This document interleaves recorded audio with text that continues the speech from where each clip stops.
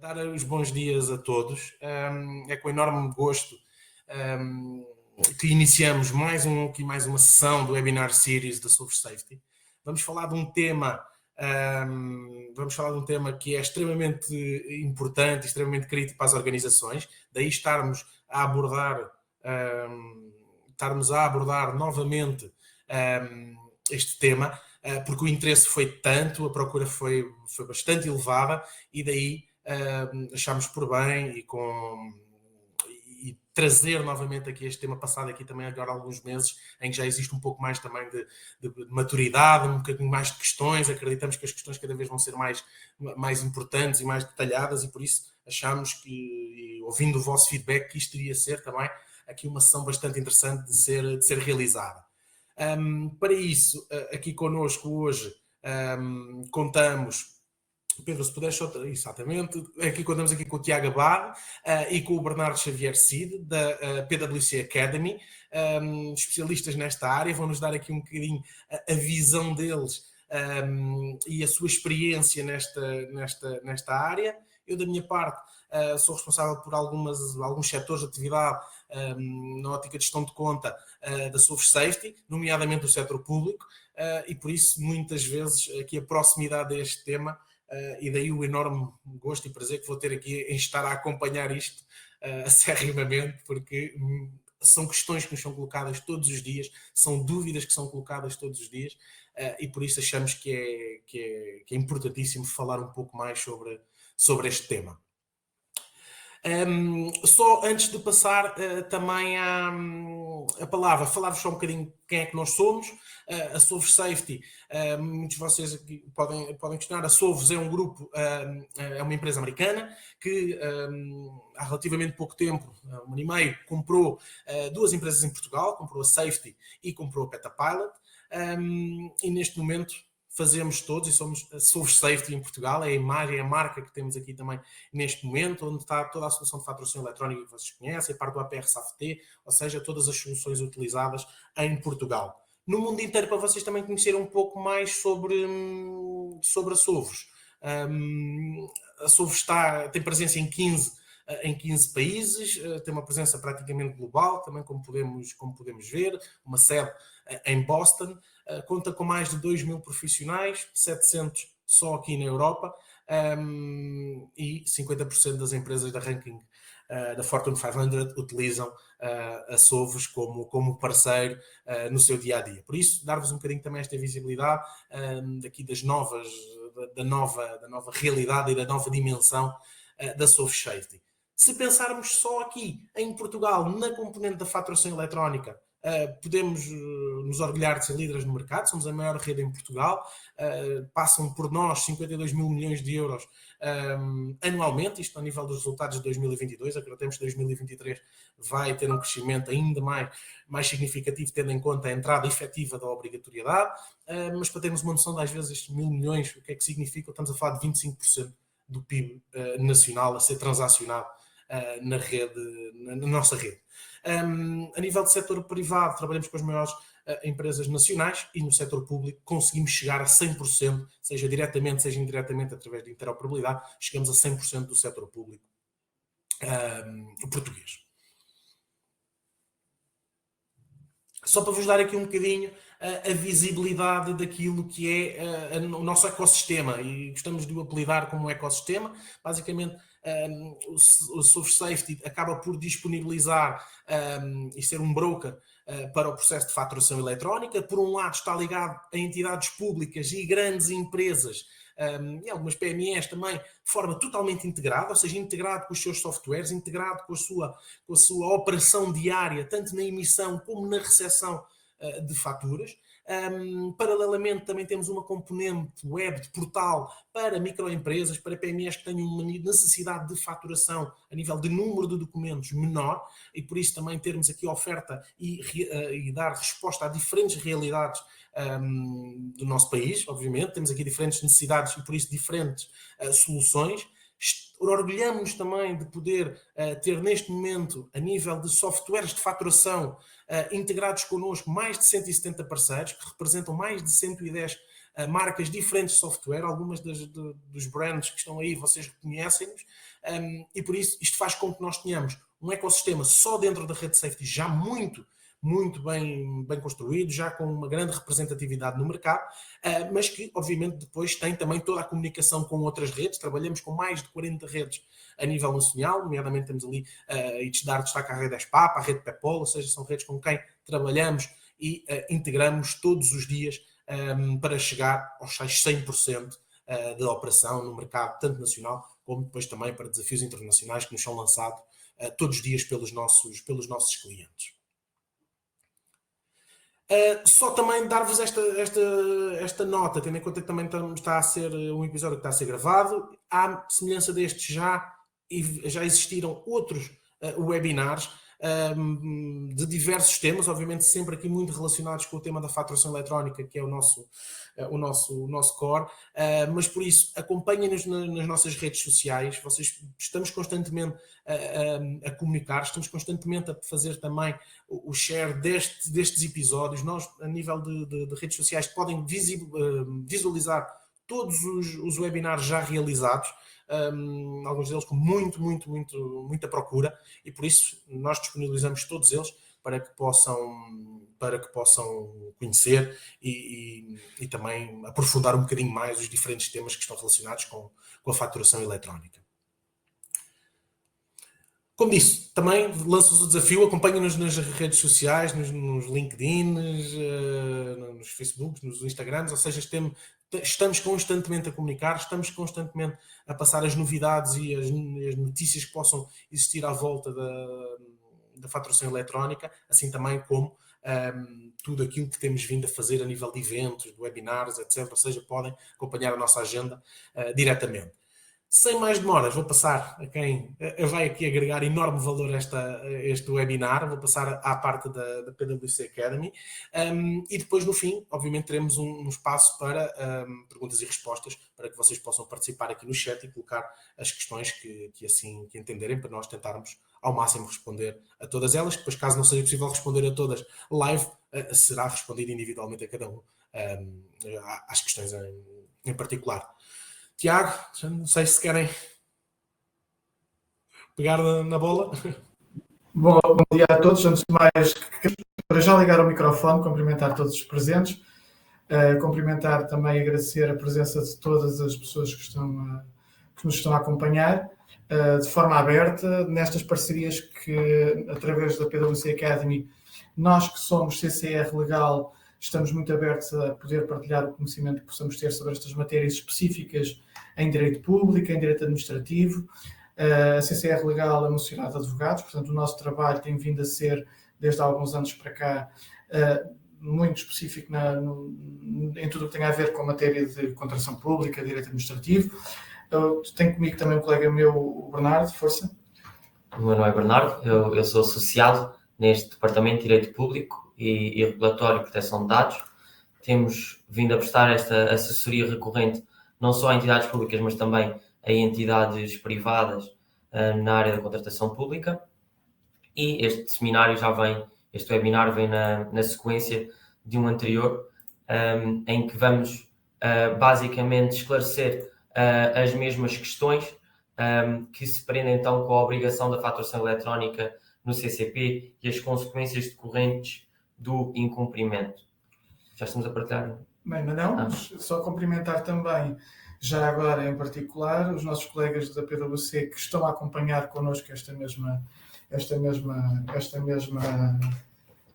no fundo este webinar, e todos os outros colegas de todas as outras áreas que estão aqui um pouco a tentarmos descortinar um pouco aquilo que são as obrigações que deviam ser claras, que deviam existir guidelines muito concretas e precisas sobre a forma como nós devíamos cumprir com as obrigações que temos.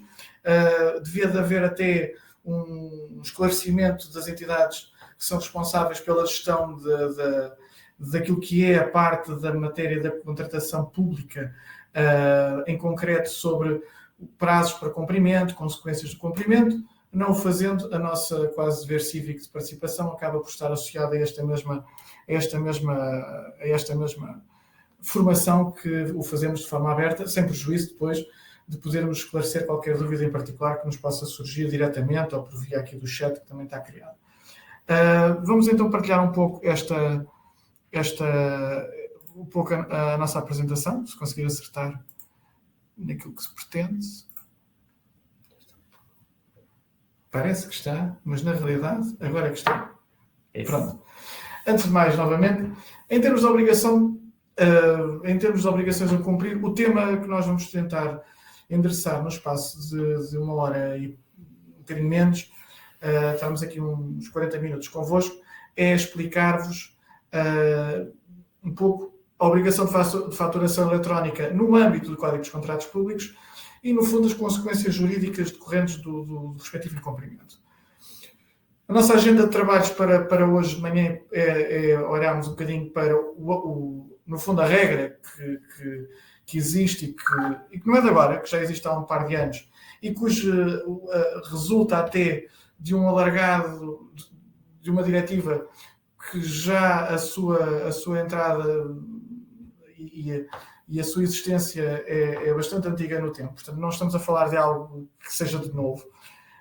Estamos a falar de uma diretiva que a primeira de 2014, portanto, já eu sei que nós tendemos por esquecer os anos do Covid e aquele período que parece que foi um blur nas nossas vidas, mas na realidade já passaram-se 9 anos e, portanto, depois destes 9 anos todo um percurso foi percorrido, as entidades foram caminhando no sentido de criar e desenvolverem aplicações e as tecnologias suficientes para o cumprimento das obrigações, outros países avançaram com maior celeridade e chegámos a esta mesma situação de Portugal de estar a aplicar desde janeiro deste ano esta mesma regra. Portanto, não olhando muito específico, vamos depois, em particular, olhar para cada um dos pontos, iremos olhar para as obrigações que têm que ser cumpridas e como é que nós chegamos cá. Só para dar este enquadramento, e antes de passar a palavra ao meu colega, ao Dr. Bernardo, há aqui um ponto que importa considerar, que é, como já disse, a obrigação decorre de uma diretiva de 2014, há um percurso que foi realizado para chegarmos até onde estamos hoje, e temos de ter em consideração um ponto absolutamente central, que é, porquê é que esta obrigação foi cumprida? Porque normalmente as perguntas que nos têm feito, já há uns meses para cá, mas mais uma obrigação a cumprir, porquê? Porque raio é que nos estão sempre a chatear com mais burocracia, e porquê é que há mais uma burocracia associada a isto, e eu tenho que cumprir com esta burocracia em matérias específicas, então, de contratação pública. E para cada burocracia tem que existir por trás um quadro regulatório que nos permita perceber porque é que estamos a cumprir. E eu acho que esse é o primeiro pressuposto de porque é que temos e devemos cumprir com esta obrigação. Para já, esta obrigação foi muito trabalhada antes de 2014 em matéria da União Europeia, em termos de estudos, de análise entre os Estados-membros, para percebermos como é que nós podemos caminhar para um mercado público europeu. E, no fundo, para aquilo que possa existir, que é uma maior facilidade dos agentes económicos nacionais poderem atuar noutros países e, obviamente, e o contrário poder acontecer. Esse é um primeiro pressuposto e, portanto, esse primeiro pressuposto é aquilo que nos vai guiar para a lógica de nós estamos obrigados, e esta regra existe no Código dos Contratos Públicos, e estamos sempre a falar, sempre neste limite que é a área da contratação pública, exatamente para percebermos que queremos ter este mercado público europeu com uma outra força, com outro vigor, que os dados há 2, 3 anos atrás indicavam que as empresas portuguesas ainda tinham muito pouca relação com outros mercados públicos, com outros países, em termos de venda de prestação de serviços, em que andamos muito a olhar para aquilo que é as nossas relações internas e não tanto para aquilo que possam ser as relações cujo o princípio do mercado europeu e o princípio guia esta mesma formação e estes mesmos minutos. E, portanto, é este o quadro geral que nós queremos trazer, um mercado de podermos cumprir com esta obrigação de faturação, mas também percebermos que esta obrigação de faturação alinha com outras obrigações que existem em termos europeus. Para isso é preciso criar standards, é preciso criar princípios básicos, é preciso criar regras mínimas que supostamente deverão ser cumpridas por todas as entidades públicas, quer seja por todas as entidades públicas e privadas que estejam dentro deste mercado público, mas que queiram atuar no mercado europeu. E é esta a lógica que está associada à diretiva e é esta a lógica que está associada a esta obrigação nova. Portanto, começando então pelo o âmbito objetivo da obrigação, e para não ser só eu vou falar e poder beber água, Bernardo, queres partilhar aqui um pouco o teu vasto conhecimento da matéria? Sim. Claro. Então, como resulta logo da disposição legal, nós mais vale referi-la, que é o 299B do Código dos Contratos Públicos, é sempre neste âmbito que nós estamos a falar, a execução de um contrato público. E, neste caso, traçando assim, por linhas gerais, o contrato público é aquele que é precedido, então, de um procedimento de contratação pública. E, neste caso, para que também possamos já esclarecer dúvidas que muitas vezes são levantadas nos Q&As, nós estamos aqui a excluir, o legislador o fez, dois tipos de contratos. Os contratos declarados secretos ou acompanhados de medidas especiais de segurança e os contratos que tenham sido celebrados na sequência de um ajuste direto simplificado, que, regra geral, para aquisição de serviços e bens, estamos a falar de um limiar de 5.000 euros. Até este limiar, e tendo sido celebrado um ajuste direto simplificado, porque muitas das vezes, mesmo abaixo do limiar, celebra-se um ajuste direto, poderemos dizer, geral, segundo o regime geral, aí também se aplicarão as obrigações de faturação eletrónica. E esta obrigação vai, então, emergir nesta relação jurídica e vincular as partes desta relação jurídica, que é o contraente público, que durante o procedimento de contratação pública nós identificamos como entidade adjudicante e vamos ver em concreto que entidades adjudicantes é que se tornam contraentes públicos, porque também existe esse elenco no Código dos Contratos Públicos, e o co-contratante, que é o conhecido prestador ou fornecedor da administração pública. E vamos então avançar no sentido de esclarecer então a quem são os contraentes públicos. Nós temos aqui um elenco, ele é taxativo.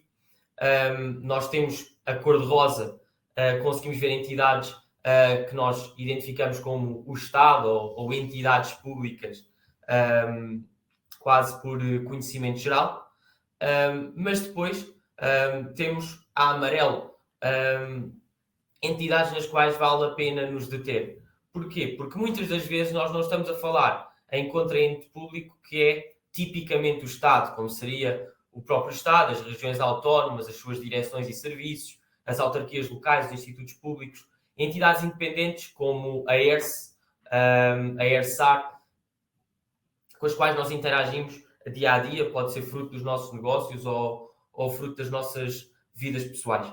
No entanto, temos ali organismos de direito público, que é um vocábulo que é instituído pelo próprio legislador europeu e que vale a pena considerarmos um pouco. Porquê?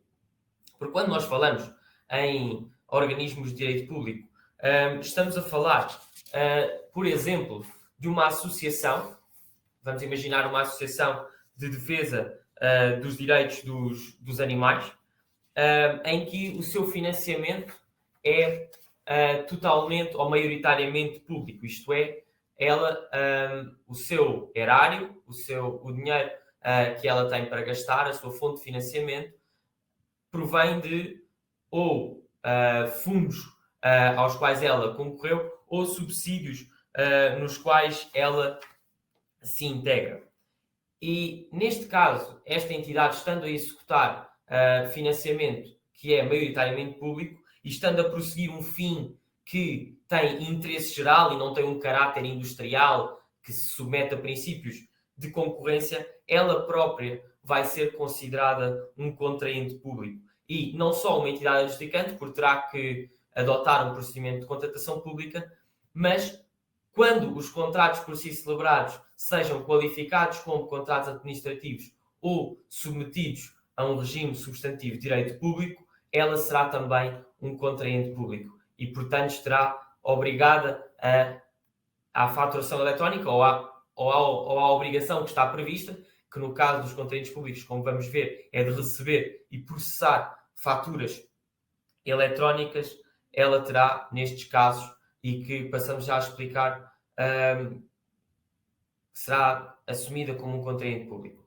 só antes de passar, explicar aqui um ponto, resumidamente, então, nós temos que compreender primeiro qual é a nossa posição, onde é que nós nos encontramos, se somos contraentes públicos para efeitos do Código e em que medida é que estamos obrigados ou não a essa mesma obrigação subjetiva no âmbito da contratação pública. Não basta acharmos que estamos, porque não somos uma entidade pública, um contraente público no sentido quase estrito senso, Estado, regiões autónomas, autarquias locais, institutos públicos, toda a parte que quase aqui vem na apresentação, como a cor-de-rosa, como sendo aquela que é aquelas que são os contraentes mais...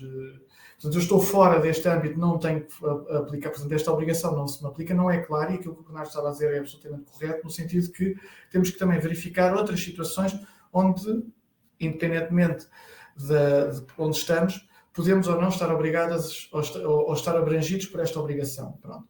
Aí, os requisitos que falámos, e bem, é o requisito do financiamento, saber se temos uma maioria de financiamento público ou outros fatores que possam ser importantes para isso. Força. Sim, só para complementar, como é só para os contratos que são por vontade das partes qualificados como contratos administrativos ou submetidos a um regime substantivo de direito público, convém entender o que isto significa. E muitas vezes, quando nós celebramos um contrato, ele tem referências e menções a disposições daquilo que nós chamamos a parte terceira do Código dos Contratos Públicos. E a parte terceira do Código dos Contratos Públicos é um regime substantivo de direito público.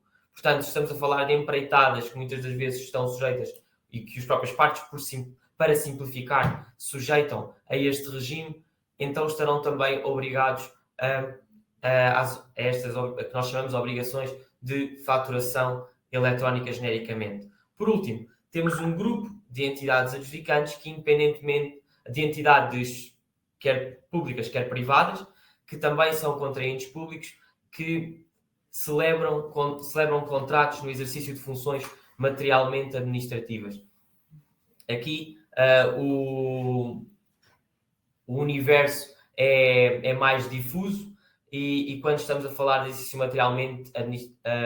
exercício de funções materialmente administrativas, estamos a falar de funções que normalmente nós atribuímos ao Estado. E por vezes as entidades privadas vêm por imposição do Estado ou por atribuição do Estado, vêm substituir-se ao Estado neste exercício de funções materialmente administrativas.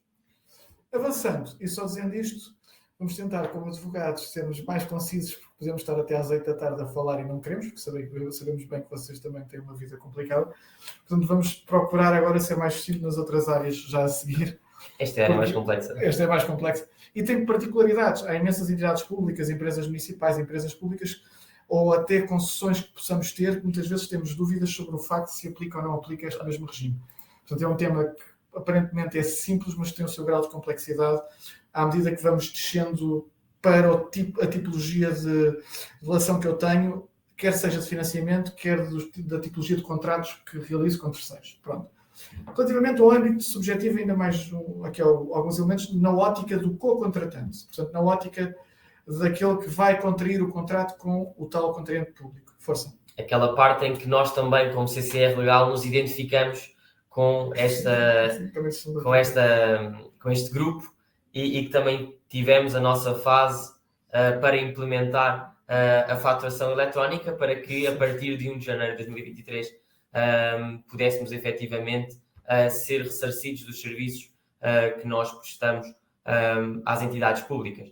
E neste caso, o co-contratante é a contraparte do contraente público no âmbito de um contrato público ou administrativo e é o responsável pelas prestações que constituem o objeto do contrato. Como eu tinha dito há pouco, o típico fornecedor da administração pública. E aqui o universo engloba todos os operadores económicos privados que estejam nesta condição, quer sejam grandes empresas cuja obrigação entrou em vigor em momento anterior a 1 de janeiro de 2023, mas também temos as micro, pequenas e médias empresas que estão obrigadas a emitir faturas eletrónicas desde 1 de janeiro de 2023. E depois temos também um universo que são entidades públicas co-contratantes, aquelas entidades públicas que prestam serviços a outras entidades públicas que se assumirão como prestadores de serviço ou como fornecedores de um bem a entidades ou contraentes públicos. Olhando outra vez, então é esta a pergunta que aqui chegamos, que é o conteúdo da obrigação. Portanto, atrás falávamos no âmbito subjetivo da obrigação, no fundo, quer do lado do contraente público, quer do lado do co-contratante, e chegamos a este ponto que é o conteúdo da obrigação e o modo de cumprimento da obrigação. Sabemos que há entidades abrangidas, quer do lado de quem presta serviços ou quem realiza uma empreitada a uma entidade pública. Tentamos perceber se estamos abrangidos enquanto entidade pública ou não, ou somos, para efeitos do código, abrangidos por esta mesma obrigação. E depois temos que perceber quais são as obrigações e o modo de cumprimento das mesmas obrigações. O que é que temos que fazer? Pronto. Neste caso aqui. Então, neste caso, o co-contratante talvez seja aquele que tem a obrigação que emerge do próprio Código dos Contratos Públicos, que é a obrigação de emitir faturas eletrónicas. E aqui convém fazer então a distinção, porque neste caso nós estamos a falar de uma fatura eletrónica nos termos da legislação em matéria de contratação pública. E o próprio artigo esclarece quais é que são os elementos obrigatórios, quando aplicáveis, que devem constar dessa fatura eletrónica. E nós temos identificadores do processo e da fatura, o período de faturação. Isto são elementos muitas das vezes comuns também a uma fatura em matéria de fiscalidade. Nós temos agora informações sobre o co-contratante, que é o prestador, aquele que emite a fatura, informações sobre o contraente público, que muitas das vezes também é a entidade beneficiária do serviço.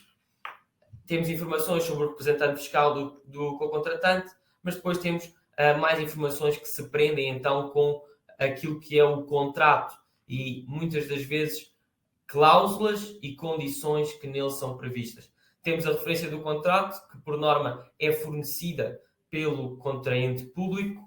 Temos também as condições de entrega, que elas podem ou não podem existir. Como vocês podem ver, estes quatro elementos que se seguem estão sombreados. Isto porquê? Porque nós consideramos que muitas das vezes especialmente quando estamos a falar das três primeiras, as condições de entrega, instruções de pagamento e informações sobre ajustamentos e encargos, elas podem não existir, podem existir, existindo, devem constar da fatura. Depois temos as informações sobre as rúbricas da fatura e os totais da fatura. No entanto, convém aqui entender, acho que não vale a pena, ou podemos fazer uma breve menção de que desde 1 de janeiro de 2023 que a obrigação se encontra plenamente em vigor. Ela entrou em vigor de forma faseada para os co-contratantes. No entanto, teve uma primeira obrigação que nós vamos ver para os contraentes públicos, que permitiu que se preparassem para receber estas faturas eletrónicas por parte dos co-contratantes. Para as grandes empresas e demais operadores, a obrigação entrou em vigor a 1 de janeiro de 2021, mas para as micro, pequenas e médias empresas e entidades públicas enquanto prestadores de serviços ou contraentes públicos ou co-contratantes, na verdade, esta obrigação entrou em vigor a 1 de janeiro de 2023. Quer dizer que ela desde aí que está plenamente em vigor. E convém aqui destacar a posição da ESPAP nesta obrigação. Porquê? Porque a Comissão, através de uma decisão de execução, veio estabelecer quais é que seriam neste caso, as normas de referência para a faturação eletrónica no âmbito dos contratos públicos, tendo identificado, a decisão de execução é a 2017/1870, de 16 de outubro de 2027, para quem quiser consultar, mas neste caso competia também aos Estados-membros, através de entidades ou ou em nome próprio, fixar então a norma que seria adotada, e a competência, neste caso, foi pelo Decreto-Lei 123/2018, atribuída à ESPAP. E a ESPAP, que é a entidade dos serviços partilhados da administração pública, veio então basicamente, se podemos reduzir, ter que implementar duas obrigações. Ter que definir qual é que seria a representação sintática aplicada em Portugal, e ela definiu como o CIUS-PT para o BL 2.1, a versão 2.1.1 de 26 de fevereiro de 2021, pode ser consultada no portal dos contratos públicos, vulgamos portal Basegov para quem costuma consultar. E também temos outra obrigação, que é desenvolver uma solução para que as entidades públicas possam receber e processar faturas eletrónicas e que também possam as entidades co-contratantes, que são entidades públicas, emitir faturas eletrónicas. E neste caso, então, são as duas obrigações que a ESPAP tem dentro daquelas que foram fixadas pelo Decreto-Lei 123 de 2018 e também pela portaria de 2019, que é a 289/2019 de 5 de setembro, que regulamenta os aspectos complementares da fatura eletrónica. Neste caso, se calhar em momento anterior, convém fazer um esclarecimento que também fizemos, mas acho que já não é tão importante quanto a 8 de março, que foi quando foi o último webinar, que é: não podemos confundir então a obrigação em matéria fiscal com a obrigação em matéria de contratos públicos. Nós sabemos, porque também temos essa informação e também lidamos, também estamos colocados no mercado privado, que a obrigação de emitir faturas eletrónicas em matéria fiscal foi prorrogada até 31 de dezembro, ou foi, na verdade, foi protelada para 31 de dezembro de 2023, por um despacho, foi o despacho 8 de 2022 do Secretário de Estado dos Assuntos Fiscais. No entanto, não podemos confundir, porque a obrigação em matéria de contratos públicos, fazemos a ressalva, está plenamente em vigor desde 1 de janeiro de 2023. Agora. E na realidade, já agora pegando naquilo que o Bernardo acabou de dizer, é daqui que surge esta confundibilidade de algumas entidades sobre o que é que está em vigor ou não. Se por um lado temos um despacho do Secretário de Estado que prorroga a aplicação prática de uma determinada disposição, por outro lado temos uma obrigação legal plenamente em vigor em matéria de contratação pública. Daí aquele primeiro alerta que dei no início desta mesma formação, que foi: estamos a falar em matéria de contratação pública, obrigações em que definimos quais as entidades que estão obrigadas, quais as entidades, como é que funciona entre a relação das duas principais entidades, quer a entidade pública, quer o co-contratante, quais são as obrigações e quais os elementos que devem estar. O Bernardo acabou de dizer que há elementos obrigatórios e que devem ser remetidos na fatura sempre que aplicáveis. Há um conjunto de diretrizes e de guias que foram tidos em consideração para os sistemas que foram desenvolvidos em matérias de faturação eletrónica, para a comunicação em matéria de contratação pública, e, portanto, é este o nosso âmbito e é aqui que nós nos estamos a orientar o cumprimento da nossa obrigação.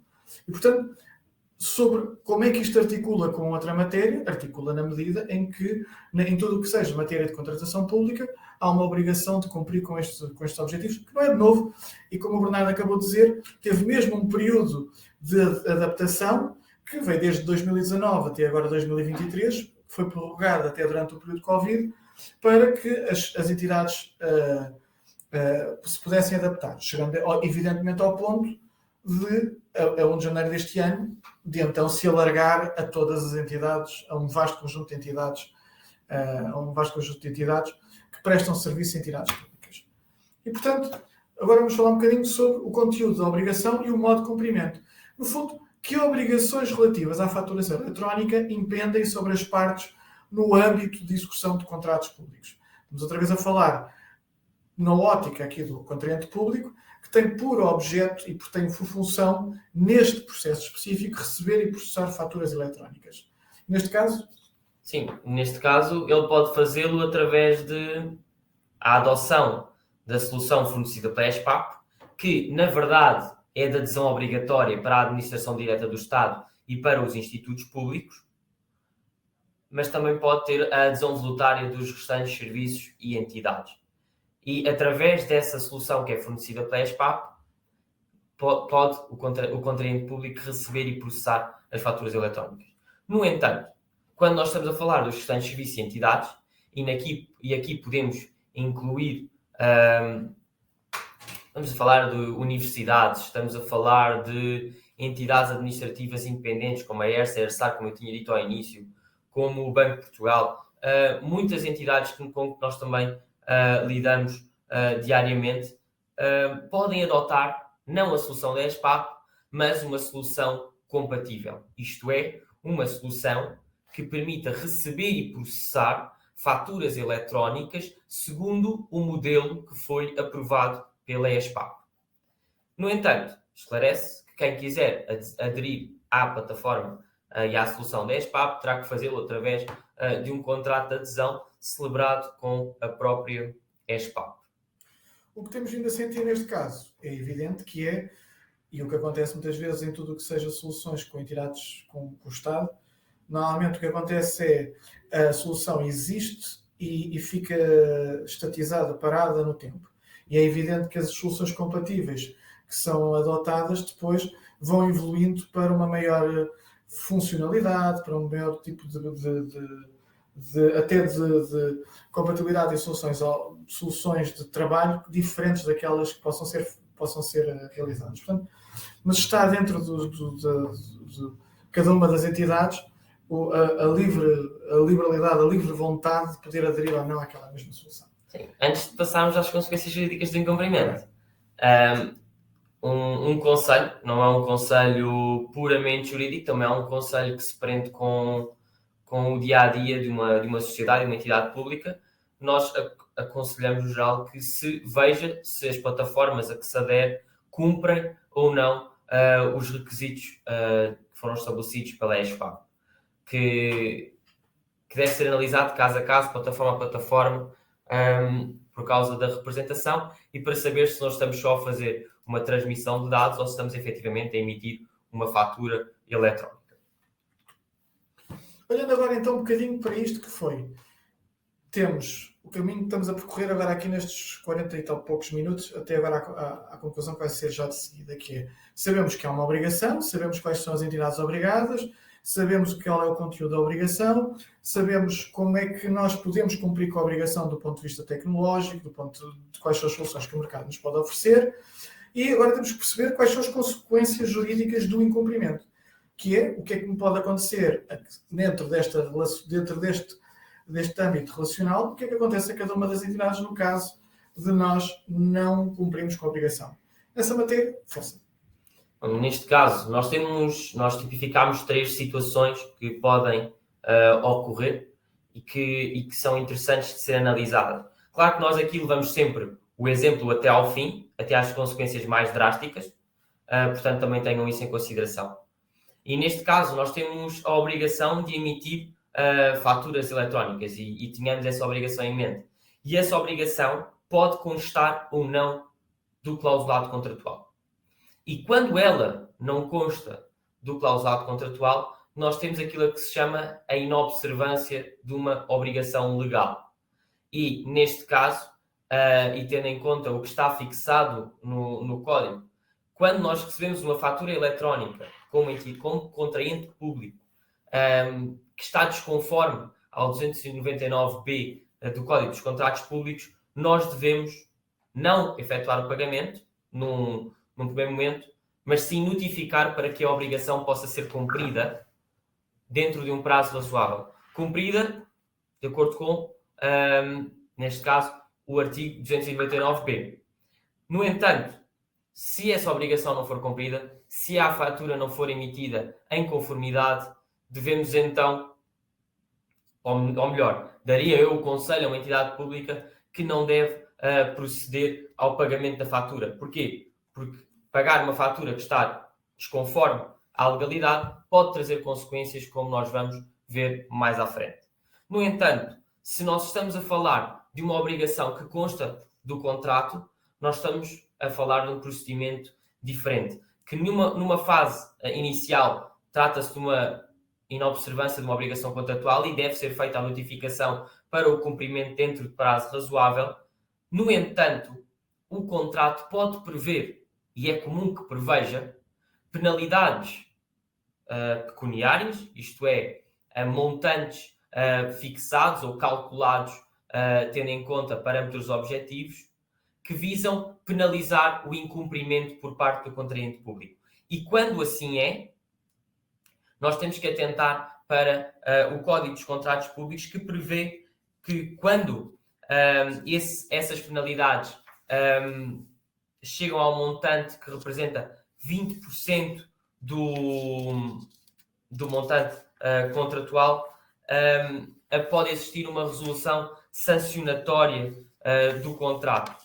Outra vez, nós estamos a falar de uma situação que deve ser analisada, estamos a levar o exemplo até ao fim, e, portanto, existindo esta resolução sancionatória, nós podemos invocar aqui uma disposição que se prende com os impedimentos de participação em procedimentos de contratação pública, previstos no artigo 55 do Código dos Contratos Públicos, número 1, a linha L, que estatui que não podem ser candidatos concorrentes ou integrar qualquer agrupamento as entidades que tenham acusado deficiências significativas ou persistentes na execução de pelo menos um contrato público anterior nos últimos 3 anos, tendo tal facto conduzido à resolução desse contrato, como falávamos, por incumprimento, a resolução sancionatória, e ao pagamento de indemnização resultante do incumprimento, a aplicação de sanções que tenham atingido os valores máximos legalmente aplicáveis ou outras sanções equivalentes. Aqui estamos a falar dos 20% que estão previstos no artigo 333, número 1,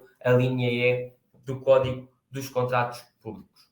Ou seja, em suma, o que é que acontece nesta obrigação? E só estamos a ver a situação, o primeiro passo que temos que adotar. O primeiro passo que temos que adotar é verificar.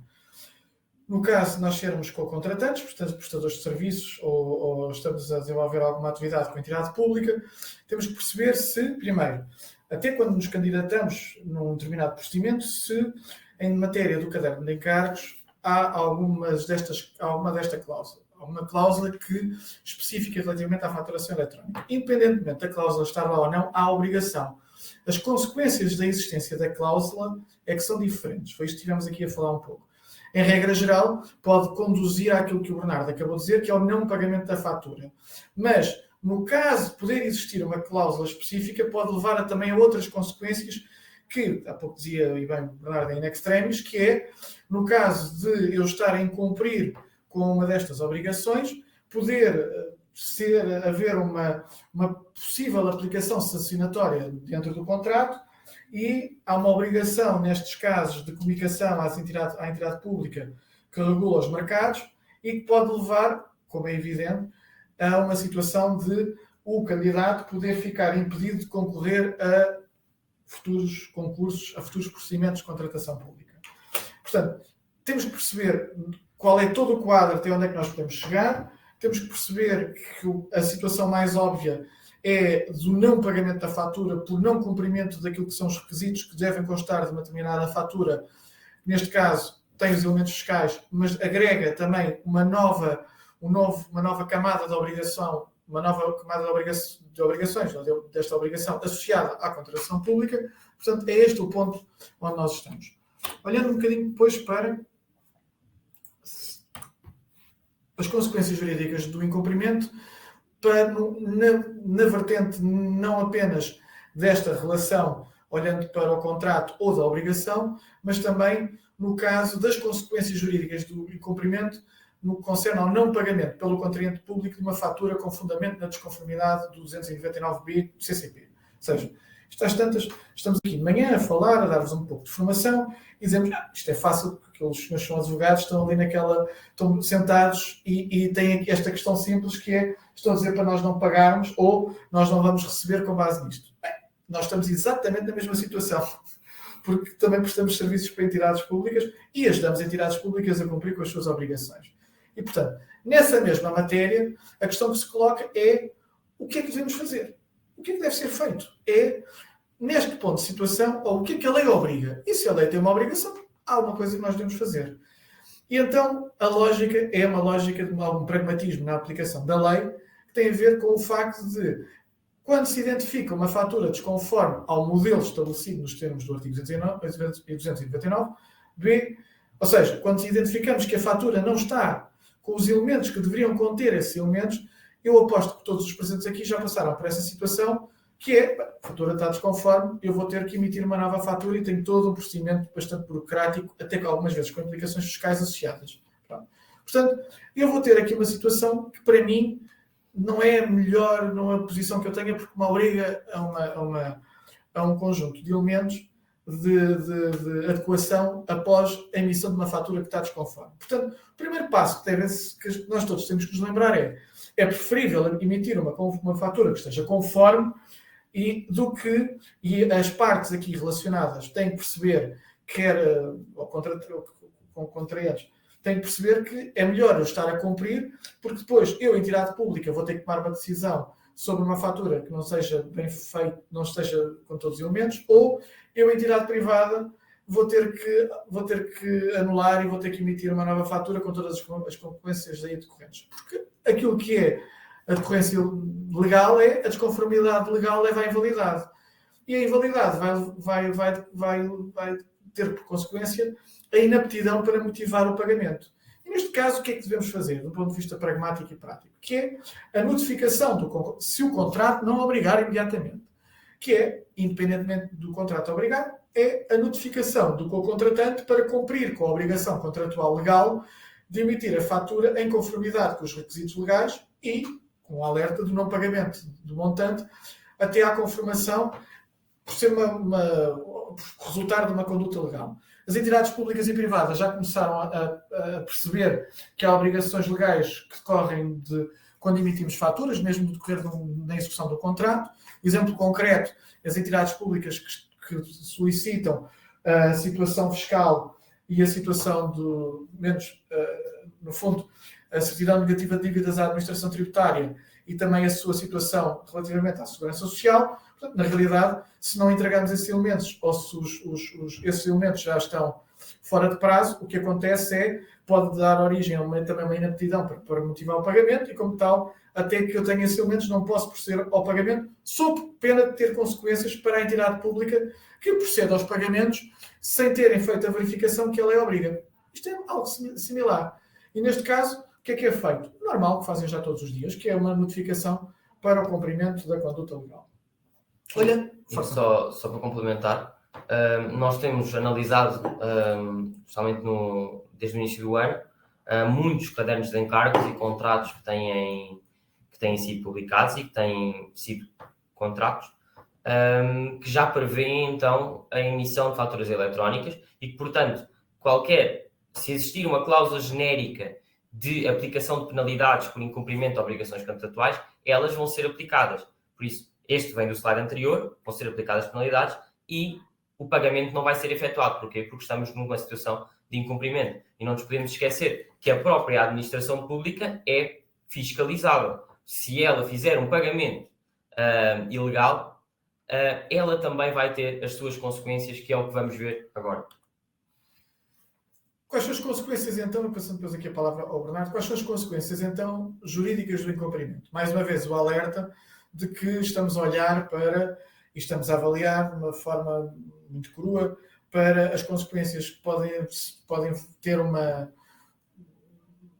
ter variáveis decorrentes da gravidade e de ser reiterada o comportamento do agente económico e, portanto, ou público. E, portanto, nessa mesma vertente, na aplicação de qualquer tipo de sanção, tem-se em consideração a sua prática e a gravidade. E, portanto, neste caso em concreto, temos que perceber até onde pode levar. Porque as consequências realmente podem ser grandes. E, neste caso em concreto, uma fatura que não esteja conforme a obrigação legal, a obrigação legal é o artigo 299b do Código dos Contratos Públicos. Determina determinados requisitos.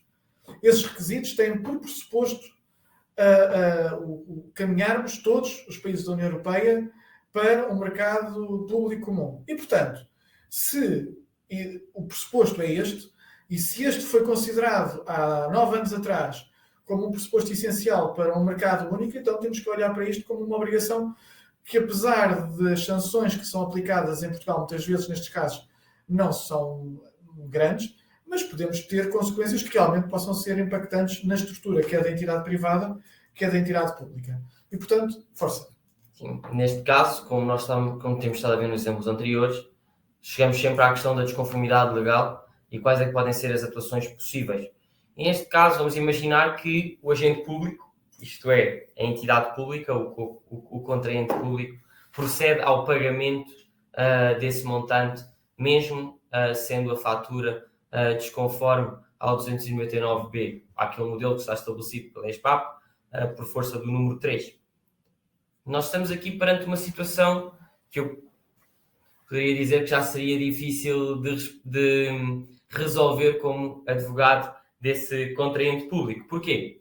Porque nós estamos a falar de as entidades públicas, na generalidade, estão sob a alçada do Tribunal de Contas no que respeita ao controle financeiro, isto é, a fiscalização, em particular a fiscalização e efetivação de responsabilidades financeiras. E nós estamos aqui a falar de um pagamento de uma fatura que foi emitida em desconformidade com a lei ou com o contrato. Nós podemos estar perante uma situação de responsabilidade financeira. No entanto, nós temos dois tipos de responsabilidade financeira e convém dizer, para sermos corretos e rigorosos, que em momento algum ou em situações muito excepcionais é que poderemos estar perante responsabilidade financeira reintegratória. Porque, neste caso, conjeturando a possibilidade de estarmos perante um pagamento indevido, não queremos que isso possa ser uma possibilidade. Porquê? Porque o pagamento, na verdade, é devido. É necessário que se cumpram todos os trâmites formais para que o pagamento possa ser efetuado. O pagamento indevido será mais para serviços que não foram efetivamente prestados. Neste caso, o serviço, na situação em que estamos a trabalhar, foi efetivamente prestado. No entanto, a fatura é que foi emitida em desconformidade. No entanto, isso não nos impede de estarmos perante,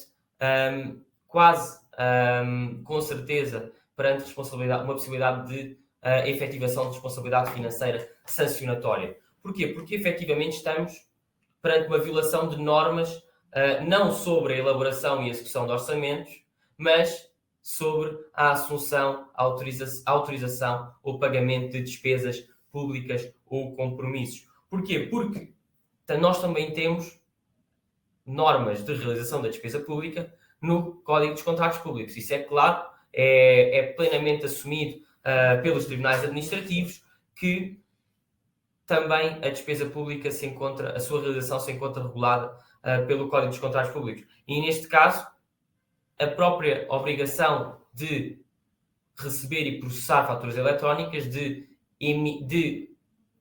neste caso, os co-contratantes terem que emitir uma fatura eletrónica, uma obrigação que se prende com uma regra especial formal. Portanto, não se pode, passando isto à prática, não se pode apenas pegar num PDF, que é uma fatura, enviar para a entidade e esperar que o pagamento venha. Não, é necessário adotar o modelo que foi aprovado pela ESPAP. E neste caso, estaríamos então sob a possibilidade de efetivação de responsabilidade financeira sancionatória. E para que isto não fique apenas no vácuo, nós estamos a falar de uma responsabilidade que, claro, atendendo àquilo que o Tiago disse, que depende da culpa do agente, depende das suas condições, na prática da infração e das próprias condições económicas, que pode ir até 180 unidades de conta. As unidades de conta estão hoje, cada unidade de conta representa 102 euros. Nós estamos perante mais de 18 mil euros de responsabilidade que pode ser efetivada no próprio agente que praticou a infração. Neste caso pode ser um dirigente que aprovou a despesa, pode ser um administrador que efetuou o pagamento. Nós aí, em cada processo, o Tribunal de Contas irá chamar à responsabilidade o agente que ele considera responsável pela infração financeira. mais uma vez, só dar este alerta, que estamos a fazer isto na mesma lógica, sempre dar indicação de qual é a baliza que guia a possível sanção. Portanto, esse é o valor maior. É evidente que a experiência também nos dita que não é aplicável, ou que não são aplicáveis estes valores às entidades públicas, mas são aplicados e aos dirigentes. No entanto, a questão de fundo também trata do tema que é, depende do agente, depende do que estejamos a falar, depende do valor, depende até do enquadramento específico da situação em concreto. Eu recordo, imaginemos uma central de compras ou uma entidade que tenha uma central de compras muito grande, que já tinha sido identificada como um ponto de entrada e de necessidade de cumprimento da obrigação e que mesmo assim não cumpre, ou que uma entidade que acha que porque é dúvida a aplicação os contratos administrativos àquela entidade, porque gera uma concessão pública de domínio público, mas que também tem uma parte grande privada e, portanto, age em concorrência de mercado. O conjunto de dúvidas, quanto maior a complexidade, só que depois tem que ser avaliado em concreto. E avaliado em concreto, a verdade é esta, é que pode dar origem a uma sanção, e a sanção pode dar origem a um valor que tem como guia até esse mesmo valor que aqui acabámos de dizer. Portanto, ou seja, de uma maneira muito simples e assim em forma de resumo, que é dizer o óbvio, que é nós, se apesar de não devermos pagar, procedermos ao pagamento, pode trazer consequências que são complicadas. Portanto, quando eu, entidade privada, receber uma notificação de uma entidade pública que me diz eu não lhe posso pagar porque Vossas Excelências não mandaram a faturação com os requisitos que resultam do artigo 299, o que eu tenho que fazer é compreender que eu já me devia ter preparado para enviar, por mais frustrante e mais irritante que esta burocracia pareça, que isto deveria ter me preparado, eu devia estar preparado para emitir com estes considerandos. Depois tem aqui um outro conjunto de temas que podíamos estar aqui amanhã a discutir, mas não vamos fazer, que era a entidade pública devia-me ter avisado previamente no caderno de encargos de que isto deveria cometer estes requisitos, os requisitos que deveriam cumprir, como há pouco vimos, deviam ser claros, deviam ser objetivos e eu devia estar informado de qual era a obrigação que tenho que cumprir, eu deveria ter essa percepção. Há um conjunto depois de problemas associados à contratação pública, ou melhor, que são passados para a contratação pública que nada tem a ver com a contratação pública, nomeadamente relativamente às questões de pagamentos, relativamente às questões de um conjunto de outros temas que aqui sabemos que agora não vamos falar. Portanto, na realidade, o conceito que trazemos é, com a maior abertura, é este mesmo, que é, trata-se de uma obrigação, para efeitos do Código dos Contratos Públicos e do ponto de vista legal está em vigor. Neste momento, há uma obrigação, quer das entidades públicas, os contratantes públicos, quer dos contratantes, de cumprirem com essa mesma obrigação, e há um conjunto de consequências. A obrigação também ficou procuramos ser bastante concisos e diretos naquilo que tem que ser cumprido, e a partir daqui é fazer aquilo que nós todos estamos preparados, ou deveremos estar preparados para fazer, que é cumprir com as obrigações. Não sei se nestes elementos queres acrescentar mais alguma coisa? Não sei. Já concluíste bem o tema, se calhar não vale a pena fazermos as conclusões de forma sistemática. O que eu ia só dizer é fazer agora o meu pitch de um segundo, que é, para qualquer dúvida ou esclarecimento que necessitem, como é evidente, somos uma sociedade, somos prestadores como vós, muitos de vós, aliás, aquilo que precisam e aquilo que pretendam fazer, fazemos parte da CCR Legal. A CCR Legal é uma sociedade de advogados, faz parte da network da PricewaterhouseCoopers, da PwC Network, como outras entidades que em Portugal prestam os seus serviços jurídicos. Estamos em várias áreas, desde a área da M&A, desde a área de direito público, desde a área laboral, contencioso tributário e imobiliário. Também temos uma área específica relativamente com New Law e New Technology, portanto, que precisarem e que possam esta é a equipa que trabalha só na área de público, o que precisarem disponham, e na realidade esperemos que não, ao contrário daquilo que pretendíamos, não tenhamos sido muito passadores. E é um bocadinho isto.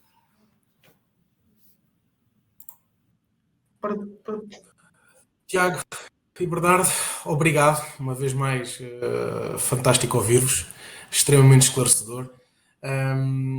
Vamos agora abrir, tendo em conta que também já estendemos um bocadinho mais, vamos abrir agora um bocadinho a porta a perguntas e a questões que possam surgir, por isso sintam-se à vontade de colocar no chat.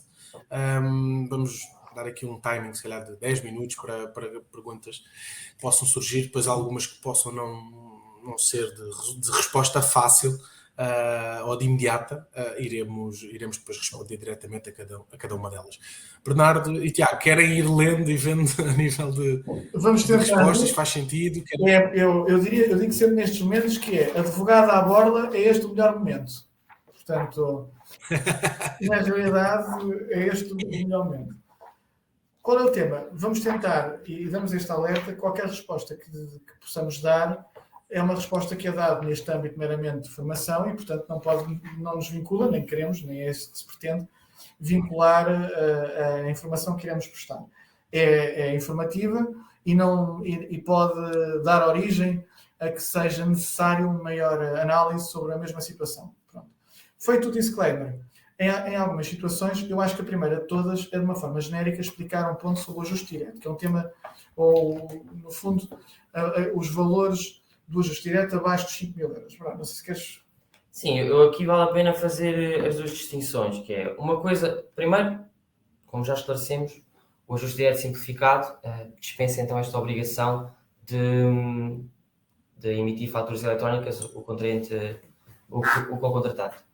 No entanto, nós não podemos confundir um ajuste direto simplificado com o típico, como é que estávamos a ver uma pergunta, o típico contrato de avança. Quando nós estamos a falar de um ajuste direto simplificado, nós temos que olhar muito bem para o artigo 128 do Código dos Contratos Públicos. E nós temos que perceber que a adjudicação pode ser feita pelo órgão competente para a questão de contratar diretamente sobre a fatura ou um documento equivalente apresentado pela entidade convidada com dispensa de tramitação eletrónica. No entanto, não é legal fazer ajustes diretos mensais, isto é, recepcionando faturas mensais inferiores a 5 mil euros, estar sempre a efetuar esse pagamento. Em que medida? Porque nós aí estamos a mostrar ao legislador e ao órgão fiscalizador que nós poderíamos ter celebrado um contrato anual, porque por norma as avanças são anuais, e que, tendo celebrado o contrato de forma anual, o ajuste direto simplificado não teria sido possível. Porquê? Porque se, por exemplo, tivéssemos, como é o caso que aqui nos é dado, uma mensalidade de 1.000 euros, se nós multiplicarmos por 12, ela vai dar 12.000 euros, que é superior ao limiar do ajuste direto simplificado, mas inferior ao limiar, com fundamento, neste caso, de ajuste direto, regime geral, com fundamento no valor. Significa isto que o Tribunal de Contas pode, efetivamente, aqui acusar não só de incumprimento das obrigações de faturação eletrónica, porque isso seria posterior, mas sim de violação das regras da contratação pública, que também é motivo para a responsabilidade financeira sancionatória. Agora, deixem-me saber mais questões. Não mais. Já tivemos também esta questão, já nos foi colocada no outro dia, e quando a entidade pública não está preparada para receber faturas eletrónicas, aqui, saindo um pouco do âmbito até desta apresentação, a verdade é que hoje em dia nós temos canais de denúncia externos que nos permitem denunciar incumprimentos e violações de direito da União Europeia também em matéria de contratos públicos. Destaco o canal de denúncia do Tribunal de Contas, o canal de denúncia do INPIC, em que nós, em matéria de contratação pública, podemos munir-nos de uma denúncia no canal externo dessas entidades e avisá-las que determinadas entidades que estão obrigadas, é preciso ver se estão obrigadas, não têm um mecanismo de recepção e processamento de faturas eletrónicas implementado. Sim. Eu aqui acrescento só mais um ponto, só para se ter esta ideia, porque é um tema que está a ser muito interessante desde o início deste ano, que está a ser utilizado, e bem, na nossa perspectiva, em tudo o que é, para além das reclamações, situações de menor clareza ou de não cumprimento de normas regulatórias, ou quer que seja, um nível de reclamação que tem usado também os canais de denúncia. não deixa de ser interessante, porque como o canal de denúncia tem, diria, um regime estatutário e jurídico próprio e autónomo, faz com que o próprio registro e essa reclamação apresentada a essa entidade, por essa via, tenha, para além da garantia do anonimato, um conjunto de elementos associados. Esse é um tema. Agora, objetivamente, naquilo que aqui estamos a falar, o Bernardo disse foi totalmente correto, sempre que eu tenha qualquer tipo de prestação de serviço a uma entidade pública, mas independentemente da recorrência, eu saiba quando é que ele começa e quando ele termina, ou deva saber, porque há essa obrigação de saber, e é por isso que o código foi alterado várias vezes, é por isso que o código diz que os contratos até têm que ter uma validade máxima de um período em determinadas situações, que possa ir até 3 anos, ou quando ultrapassa tenha que ser fundamentada. Portanto, na realidade, há um conjunto de regras que foram sempre colocadas para que haja uma previsibilidade para a despesa e uma previsibilidade para a execução do contrato. E esse é o ponto. Agora, associado a isto, quem é que deve cumprir? Quem deve cumprir é quem presta o serviço, não só a entidade pública, mas quem presta o serviço. Se for uma entidade singular, por exemplo, nós como advogados, outras entidades, também temos que cumprir. Ponto final, parágrafo. Essa era uma das perguntas que estava feita, que é, ainda que eu emita um recibo na AT, esse recibo da AT tenha que ser emitido dessa forma e depois tenha que aderir a uma forma de envio que me permita fazer isto. Se me disserem que isto ia ser tudo automatizado, isso é um tema que deu origem a grande discussão e que interna. Claro que sim, era o mais fácil, que era ter esse sistema integrado de uma forma automatizada. Creio que é esse o objetivo e que em breve possamos fazer isso. Também ninguém acreditava que Querias aqui significa esperas.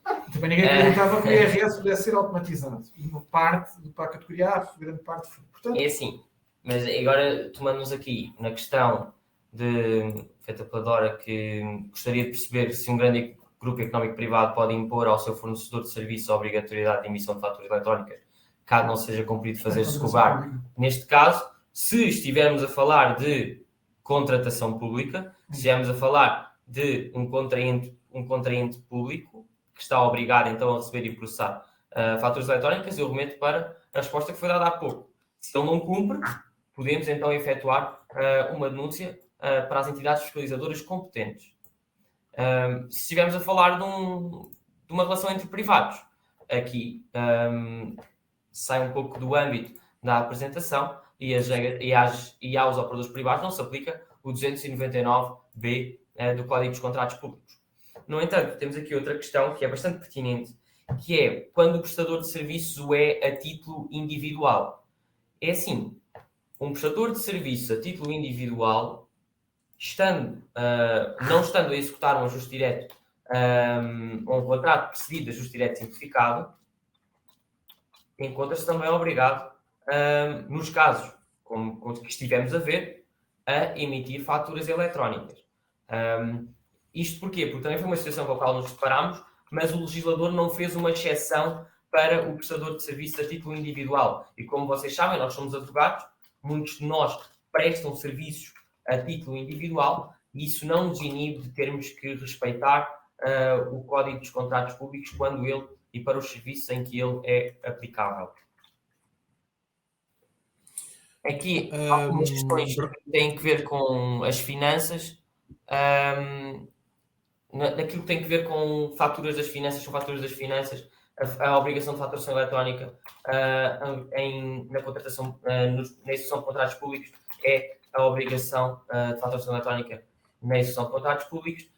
Temos que entender aqui que estamos numa fase em que a obrigação se tornou plenamente eficaz no início do ano.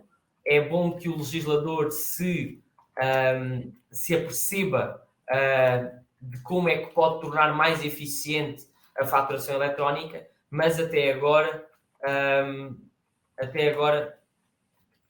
não foi feita qualquer simplificação. E só respondendo aqui à última questão, não descendendo mais, os contratos por convite também é obrigatório. É sim, se for então um ajuste direto de regime geral e não um ajuste direto simplificado. Uma consulta prévia também é convite e pode ir até aos 75.000 euros e aplica-se então o Código dos Contratos Públicos. Penso que respondemos, acho que é tudo. Sim. O que não, por favor, interajam connosco, sim, ou com a Sofos ou com a Safety e tentaremos esclarecer. Sim, do nosso lado também vamos compilar aqui as questões que possam não ter sido respondidas, vamos depois individualmente analisá-las, dar as respostas necessárias, não se preocupem, ninguém fica sem resposta.